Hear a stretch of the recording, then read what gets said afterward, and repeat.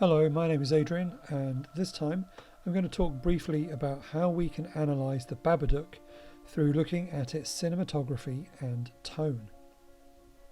I'm going to start with tone because that is something which is most often established at the beginning of a film. So let's look at the opening sequence of the Babadook. This dream sequence, told purely from the mother's perspective by holding on her face and her reaction, shows us that she is vulnerable and afraid. The lighting around her is dark, it's confusing, and in the background we can hear a child's voice shouting, "Mum, Mum." We feel her fear and confusion, and then she's woken up by her son, who himself has been having a bad dream. So straight away we are introduced to the idea that dreams and not being sure what is or isn't real will play a big part in this film. We've also met our two main characters, and through the use of sound, stark lighting, this almost looks like a black and white film, and also the early introduction of a storybook with roughly drawn violent characters tells us everything about what we can expect in the rest of the film. It's telling us to be prepared for an unsettling 90 minutes.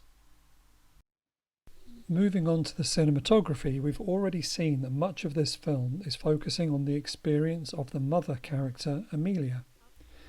The audience are meant to identify as much as possible with her, and this is achieved to a great degree through the use of close-ups.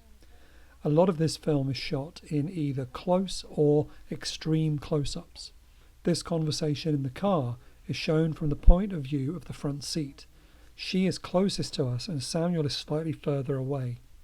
He is distant from his mother and, to a certain degree, from us as well. He is a mystery we do not fully understand. The first time we meet Mr. Babadook, the book is presented almost entirely in close-ups as well. Close-ups can cause a sense of claustrophobia in the audience, as though we are also being pressed into this tight frame with little room to breathe. This is exactly how Amelia feels. She is trapped in a small world with a strange son she doesn't understand, and she's also trapped by grief. The death of her husband looms over the whole film, like the Babadook himself. I've already mentioned how dark the film is and how stark the lighting, so let's just look a little closer at the use of light and dark within the frame. Naturally, because this is a horror film, the absence of light is always going to be used to scare us. We see lights flickering, and there are large sections of the frame that are just darkness and shadows. When we can't see what's there, just like the characters themselves, we start to imagine what might be there.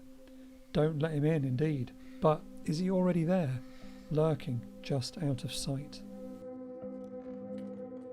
I hope this brief look at the tone and the cinematography in The Babadook has been helpful. This is an amazing film featuring some very powerful and emotional performances. If there are any other aspects of the film that you think I should have looked at, do let me know.